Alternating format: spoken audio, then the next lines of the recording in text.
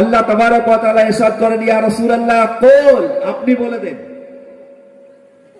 যেখানেই বলেছেন আমার নবী মুস্তাফাকে, আল্লাহ ডাইরেক্টলি কোথাও কিছু বলেননি, সব জায়গাতে বলেন ইয়া রাসূলুল্লাহ আপনি বলে দেন।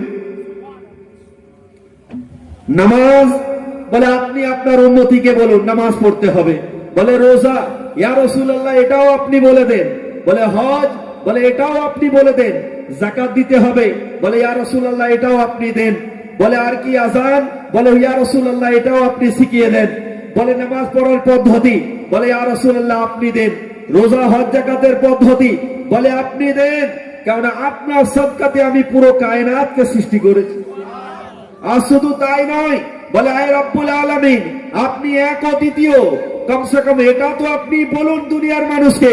তারপরে আল্লাহ রাব্বুল আলামিন বলেন, ইয়া রাসূলুল্লাহ নামাজ দিলেন আপনি, রোজা দিলেন আপনি, হজ দিলেন আপনি, যাকাত দিলেন আপনি, আপনার সদকাতে আমি আদমকে নবী করেছি, আপনার সদকাতে ঈসা পয়গম্বরকে নবী করেছি, আপনার সদকাতে সুলাইমানকে নবী করেছি, আপনার সদকাতে আমি মুসা কালিমুল্লাহকে নবী করেছি, আপনার সদকাতে কমবেশ 1,24,000 পয়গম্বরকে আমি দুনিয়াতে প্রেরণ করেছি, আপনার সদকাতে আসমানকে সামিয়ানা ব্যবহার করেছি, আপনার সদকাতে জমিনকে বিছানা ব্যবহার করেছি, আপনার সদকাতে আসমানকে চাঁদ সূর্য দ্বারা সাজিয়েছি, আপনার সরকার হাদিসকে দিলাম, আপনার সদকায় কোরআন দিলাম, আপনার সদকাতে নামাজ দিলাম, আপনার সদকাতে মসজিদ দিলাম, আপনার সদকাতে পুরো কায়নাতকে দিলাম। ইয়া রাসূলুল্লাহ আমি যে এক আল্লাহ আছি এটাও আমি বলবো না, এটাও আপনি বলে দেন আল্লাহ এক অদ্বিতীয়, কুল হুয়াল্লাহু আহাদ।